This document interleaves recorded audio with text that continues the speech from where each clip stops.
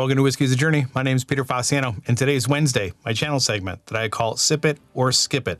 This is where I have all of my whiskeys in my collection randomized on my phone. I'm going to spin the wheel. Whatever it selects, I'm going to pull off the shelf, do a quick review, let you know if I'm going to keep sipping on the bottle until it's gone, and then I'm going to replace it because I like it, or once the bottle's gone, I'm going to skip buying it and move on to something else. So let's go ahead and spin the wheel and see what we're doing today.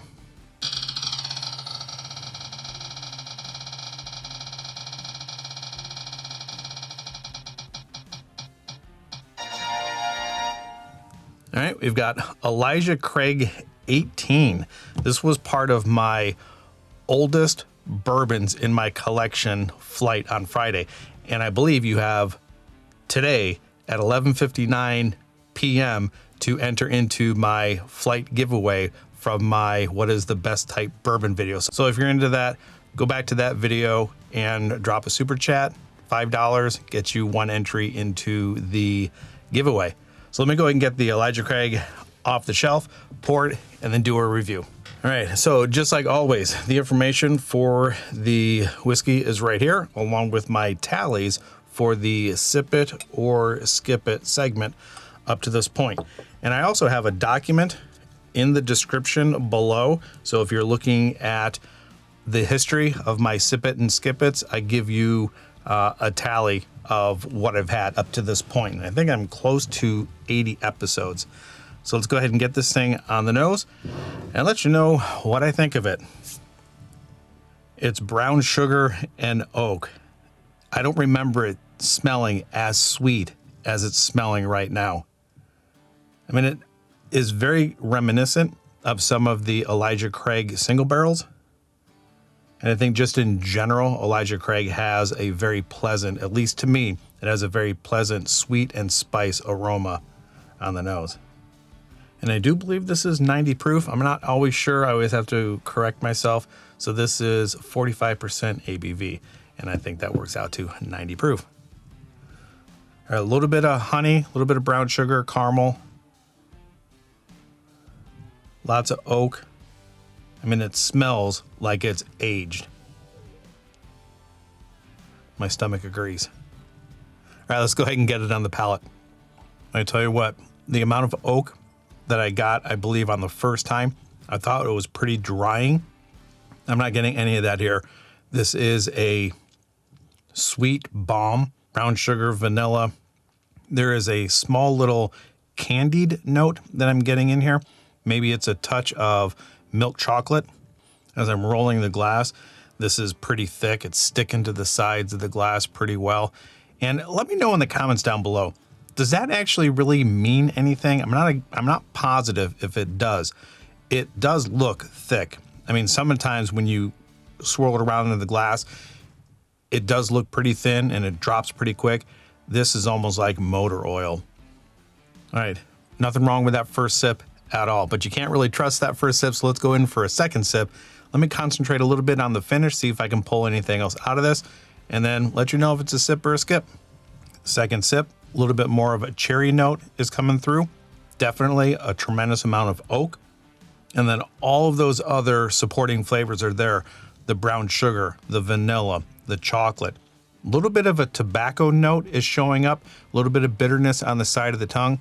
As it travels to the finish, I would say that it's medium to long. I'm really enjoying this. I think this was, at least in my recollection, I think I like this more today than I did previously in my bourbon video. Now, as far as sips or skips, I'm going to give you, I think, my two opinions. One based on just what's in the bottle, and then the other one based on price and availability. I recently stumbled across this at a Total Wine & More. It was in one of their allocated cabinets. They had to unlock it, basically $150. And this is the first time I've ever seen the Elijah 18 anywhere out in the wild. So is it gonna be a sip or a skip? I'll tell you in a second, but I need to get a third sip down. Cherry, chocolate, tobacco, tremendous amount of oak. Third sip, and each one of those sips that I've had is a little bit drying. So the tannin or the barrel influence on the side of the tongue is rising just a little bit. Now, it's amazing how quickly a bourbon will change once it's in the glass from sip to sip to sip. So based on price and availability, I would put this into the skip category. I'm extremely happy that I got a bottle of this, and it is a single barrel, and I do believe that single barrels will vary from release or from batch to batch. I do like all of the flavors that are coming out of here. The ABV is not necessarily where I want it to be, especially coming off of some Elijah Craig barrel proofs that are pretty high in ABV. And at this point in my journey, I'm starting to enjoy higher proofs a little bit more. I think they just pack a little bit more of a flavor punch. And as soon as I was able to break through that ABV wall within my journey, it just opens up a whole different world for me. And the ABV on that is just a little bit lacking. I wouldn't say that the flavors that I have in here are bad. They're just not as punchy as I would like them to be. Now, price aside, availability aside, is this something that I would go to and actually replace the bottle if price and availability were not an issue? And that, I would say, is also another skip. I think the Elijah Craig, just their standard release and their barrel proof releases are going to suit my palate a little bit more than this. As I kept sipping on it, it did get a little bit more tannin, and maybe that dominant oak note is not found in their normal release at about the same proof point. Comes across as a little bit sweeter without the drying bitter note, and that over oaked note might be pushing this, well, it is pushing this into the skip category. Like I just mentioned, I am very fortunate that I got this bottle. I'm very happy that I got it. Once this bottle's gone, I don't think I'm going to be looking out for another one. Once it's gone, it's gone. I'll enjoy it, share it with people, and that's about it.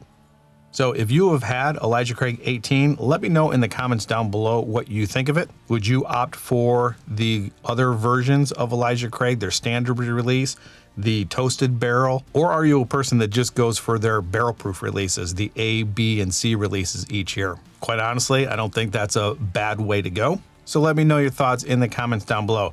Wherever you're at in your journey, I hope you are enjoying it. And until the next time, we'll talk to you later.